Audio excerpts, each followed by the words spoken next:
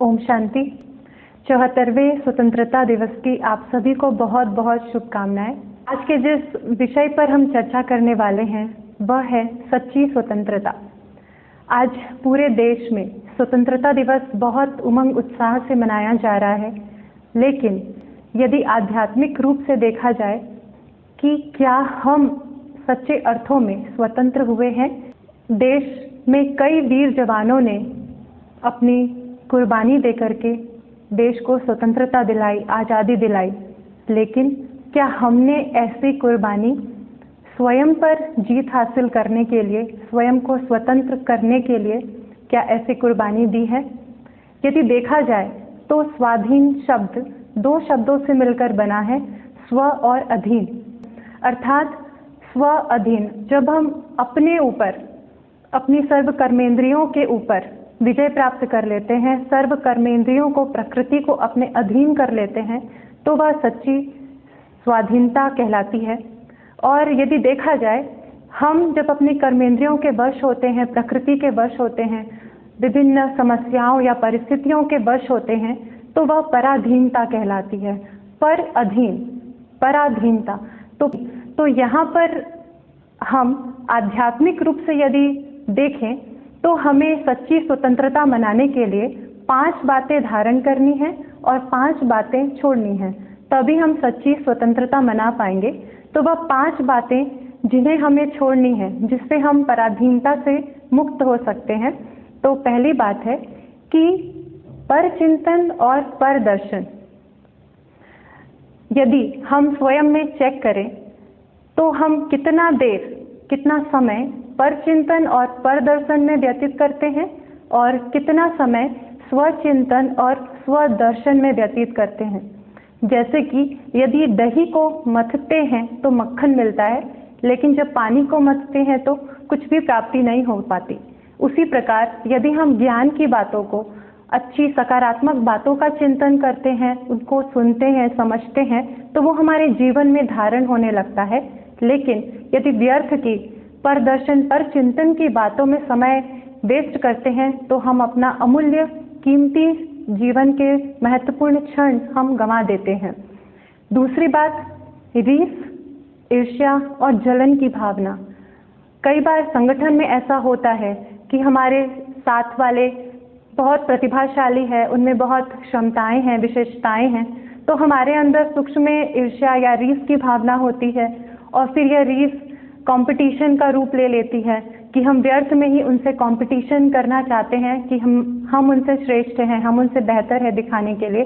लेकिन वास्तव में हम जो हैं, जैसे हैं, हमें संतुष्ट रहना है। हमें दूसरों से कंपटीशन या तुलना करके अपनी वैल्यू कम नहीं करनी है। जैसे कि एक बार सूर्य और हवा में झगड़ा हो गया।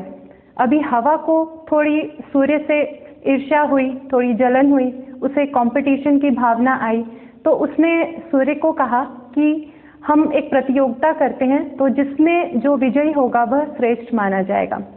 तो उसने कहा ठीक है। सूर्य को तो ऐसी कोई भावना नहीं थी, लेकिन उसकी इच्छा पूर्ति के लिए उसने हाँ कहा। तो एक व्यक्ति जा रहा था जो कि एक चादर या शॉल को लपेटा हुआ था। तो हवा ने कहा कि जो इसकी चादर पहले उतरवा लेगा वो विजयी माना जाएगा। तो उसने कहा ठीक है। अभी वह व्यक्ति जा रहा था, हवा बहुत तेज से बहना शुरू हुई और जितनी तेज से हवा बहती जाती, वह व्यक्ति की उस शॉल की पकड़ मजबूत होती जाती। अंत में हवा तो हार गई। फिर सूर्य की बारी आई। सूर्य को तो वैसे अभिमान नहीं था, ना उसको कंपटीशन करना था, इसीलिए सूर्य बस जरा सा मुस्कुराया। उसके मुस्कुराने से ही उस व्यक्ति को थोड़ी हल्की गर्मी होने लगी। फिर थोड़ी देर में और जोर से मुस्कुराया तो व्यक्ति को पसीना आने लगा। तो ऑटोमेटिक उसकी जो चादर थी, जो शॉल थी, वह उतर गई। तो कहने का भावार्थ यह है कि हमें दूसरों से कंपटीशन नहीं करना है। यदि कोई व्यक्ति हमसे आगे है तो हम उसे सम्मान दें, रिस्पेक्ट दें, न कि उनसे ईर्ष्या करके अपनी ही वैल्यू कम करें। तीसरी बात वह है अभिमान। अभिमान अर्थात अभिमान, मुझे अभिमान चाहिए। और कई बार अभिमान की इच्छा अपमान की फीलिंग कराती है। एक बार ऐसे ही एक ब्रिज था, उसमें सामने से 2 बकरे जा रहे थे, बड़े बड़े बकरे, दोनों को ब्रिज साथ में ही क्रॉस करना था। तो दोनों भिड़ गए आपस में और रिजल्ट क्या हुआ, दोनों ही गिर गए, कोई भी जा नहीं सका, टकराहट में ही उन्होंने अपना जीवन व्यर्थ गंवा दिया। लेकिन कुछ ही देर में वहाँ से दो भेड़ें क्रॉस हुई, तो जब सामने वाली भेड़ गई, दूसरी भेड़ बैठ गई और वह उसके ऊपर से ही क्रॉस करके वह चली गई। तो इस प्रकार हमारे जीवन में भी जब बहुत समस्याएं आती हैं, परिस्थितियां आती हैं, तो वहाँ पर हमें झुक जाना चाहिए, ना कि हमें खड़े रहना चाहिए। ना यदि हम खड़े रहेंगे तो टकराव की भावना होगी, और जितने हम झुकेंगे उतना हमारी उन्नति होगी, हम पुरुषार्थ के मार्ग में आगे जा सकेंगे। फिर नेक्स्ट जो हमें छोड़ना है अवगुण, वह है धोखा देना। दूसरों को तो धोखा देने की बात बहुत दूर है, लेकिन हम यदि अपनी गलती को पहचानते हैं, उसे स्वीकार नहीं करते, माना हम अपने आप को खुद ही धोखा दे रहे हैं। यदि मैंने रियलाइज किया कि मुझसे यह गलती हुई, ओके कोई बात नहीं, तो उसमें परिवर्तन करके अपनी उन्नति हम कर सकते हैं। तो हम स्वयं ही स्वयं को धोखा ना दें, अपनी गलती को रियलाइज करें और सुधार कर हम उसे क्रॉस कर लें। और पांचवी और आखिरी बात है नकारात्मकता। हमारे अंदर जितनी नकारात्मकता रहेगी, अर्थात हमारा नजरिया जितना नकारात्मक रहेगा किसी भी परिस्थिति के प्रति, तो और हम पराधीन ही बने रहेंगे। जैसे कि जब हमारे अंदर नकारात्मकता होती है तो हम क्या करते हैं, हम दूसरों की नुक्स निकालते हैं, हम उनकी गलतियां निकालते हैं, दूसरों में अवगुण देखते हैं। तो इसकी वजह से हमारे अंदर और अवगुण आते जाते हैं, क्योंकि हम दूसरों के अवगुणों पर ध्यान दे रहे हैं। और दूसरी बात, कई बार सेवा में भी ना कहना, अर्थात नास्तिक बनना कहा जाता है। तो नकारात्मकता को यदि हटाएं तो हम दूसरों की कमी कमजोरियों को, नुक्स को हम अवॉइड कर पाएंगे और दूसरों में भी विशेषताएं हम देख पाएंगे।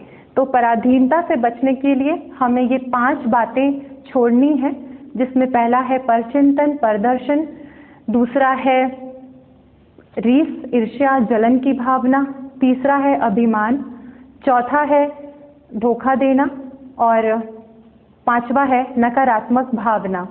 अब ये 5 बातें छोड़नी है तो 5 बातें हमें धारण करनी है, तभी हम सच्चे अर्थ में स्वाधीन हो पाएंगे। तो 5 अच्छी बातें कौन सी है ये हम देखेंगे। तो पहला है समभाव, शुभ भाव। समभाव अर्थात समानता का भाव, जैसे कि महात्मा गांधी ने भी, बापूजी ने भी कई ऐसे जात पात के भेदभाव को मिटाने के लिए सभी में समानता का भाव उत्पन्न किया। निम्न कुल के जो लोग थे उनको भी हरिजन शब्द की संज्ञा देकर उनको भी गले से लगाया, उनको भी अपना बनाया। और इसी प्रकार हम भी सभी आत्माओं के प्रति समानता का भाव जगाएं, शुभ भाव जगाएं, क्योंकि हमारी शुभ भावना से हम बहुत बड़ा परिवर्तन ला सकते हैं। कहते हैं कि निंदक नीरे राखिए आंगन कुटी छबाए, अर्थात कई व्यक्ति होते हैं जो हमारी निंदा करते हैं, ग्लानि करते हैं, अपमान करते हैं, पीठ पीछे बुराई करते हैं, अंदर एक बाहर दूसरा, इस तरीके की वृत्ति वाली आत्माएं होती हैं। लेकिन ऐसी अपकारी आत्माओं के प्रति भी हमारा जो भाव है वह शुभ भाव होना चाहिए, क्योंकि परमात्मा भी कहते हैं कि आपको अजामिल से अजामिल आत्माओं के प्रति भी, अर्थात पापी से पापी आत्मा के प्रति भी आपको शुभ भावना रखनी है। तो क्या हम अपने ही भाई या बहन के प्रति, क्या ब्राह्मण परिवार की आत्मा के प्रति शुभ भाव नहीं रख सकते? तो पहली जो विशेष भाव है वह है समभाव, शुभ भाव, जिसे हमें धारण करना है। दूसरी इंपॉर्टेंट बात जो हमें धारण करनी है वह है विशुद्ध भाव, अर्थात बहुत ही शुद्ध भावना, पवित्र भावना किसी भी आत्मा के लिए, जो कि किसी की भी तमो प्रधानता को समाप्त कर उसे सतो प्रधान बना दे। उसकी अशुद्ध वृत्ति या दृष्टि जो भी है वह परिवर्तित होकर शुद्धता में बदल जाए। जैसे कि महात्मा बुद्ध के भी जीवन में एक दृश्यांश कहते हैं कि एक जो डाकू था अंगुलीमाल, उसका जब सामना महात्मा बुद्ध से हुआ तो उनकी विशुद्ध भावना से, उनकी भावना से उसकी भी जो नकारात्मकता थी, जो अशुद्धि थी, वह समाप्त हो गई और वह डाकू भी संत बन गया। तो इस प्रकार हमें भी अपने अंदर वह विशुद्ध भाव जागृत करना है। तीसरा है एक्सेप्टेंस की भावना। एक्सेप्टेंस अर्थात अपनाना, सभी को अपनाना, सभी परिस्थितियों को अपनाना, जो भी परिवर्तन हमारे जीवन में हो रहा है उसे भी हम एक्सेप्ट करें। भक्ति में भी कहते हैं श्री कृष्ण के जीवन में सब कुछ छूटा, जैसे कि कहते हैं जब उनका जन्म हुआ तो सबसे पहले उनकी माँ छूटी, फिर उनके पिता छूटे, फिर नंद यशोदा छूटे, फिर आगे गए तो संगी साथी छूटे, राधा छूटी, गोकुल छूटा, मथुरा छूटा, लेकिन एक चीज नहीं छूटी, वह थी उनकी सकारात्मकता, उनका देवत्व और उनकी मुस्कान। तो चाहे जितनी भी जटिल से जटिल परिस्थिति हो, तो यदि हम अपने आप को उसके अनुसार ढालना सीख जाते हैं, अर्थात स्वयं को उसके अनुरूप परिवर्तित कर लेते हैं, तो हमारे जीवन में भी श्री कृष्ण की भांति देवत्व और सकारात्मकता की भावना जागृत हो जाती है। इसके लिए हम सभी को एक्सेप्ट करना सीखें। फिर जो चौथी बात है जो हमें धारण करनी है, वह है धैर्यता, पेशेंस। हमारे जीवन में जितनी अधिक धैर्यता होगी, उतना हम बहुत ही अच्छे ढंग से जटिल परिस्थिति का भी सामना कर सकते हैं। कई बार क्या होता है कि हमारे अंदर धैर्यता, धीरज का बांध हमारा कई बार टूट जाता है, तो हमें उस समय भी धैर्यता को बनाए रखना है, क्योंकि कई ऐसे विषम परिस्थितियां आती हैं, लेकिन वह अपने साथ अपना समाधान लेकर आती है। कहते भी हैं कोई भी समस्या अपने साथ समाधान लेकर आती ही है, बस हमें अपना पेशेंस बनाए रखना है, अपनी धैर्यता बनाए रखनी है। जैसे कि एक बार एक किसान का बैल एक गड्ढे में गिर गया। गड्ढा बहुत गहरा था और बैल भी चिल्लाने लगा, बहुत कोशिश करने लगा उस गड्ढे से बाहर निकलने को। किसान ने भी बहुत कोशिश की कि उसे बाहर निकाल सके, लेकिन थक हार के उसने सोचा कोई बात नहीं, अब ये बैल बूढ़ा भी हो गया है, बीमार भी हो गया, अभी इसको इसी गड्ढे में दफना देता हूँ। तो उसने पड़ोसियों को इकट्ठा किया और जो गड्ढे में मिट्टी डालने लगा। तो जैसे जैसे वह मिट्टी डालने लगे, तो बैल अपने ऊपर आने वाली मिट्टी को इस तरीके से हिलाकर वह एडजस्ट करते गया कि वह गड्ढा धीरे धीरे भर गया और वह बैल बाहर आ गया। तो जितनी भी जटिल से जटिल परिस्थिति हो, हम बस अपना धीरज बना कर रखें, धैर्यता का गुण धारण करें, तो हम उसे क्रॉस कर सकते हैं, पार कर सकते हैं और विजयी बन सकते हैं। पांचवी बात जो हमें धारण करनी है, वह है निस्वार्थ स्नेह। चाहे आप जितनी भी सेवा कर लें, लेकिन यदि उसमें थोड़ा भी स्वार्थ की भावना है, तो उसका मैक्सिमम जो % है वह वेस्ट चला जाता है। तो जितनी सेवा हम शुभ भाव से और निस्वार्थ भाव से परमात्मा के लिए कर रहे हैं, या सोचकर यदि हम कोई भी सेवा करते हैं, चाहे वह कोई से भी सेवा हो, तो वह पूरी जमा होती है और हमारे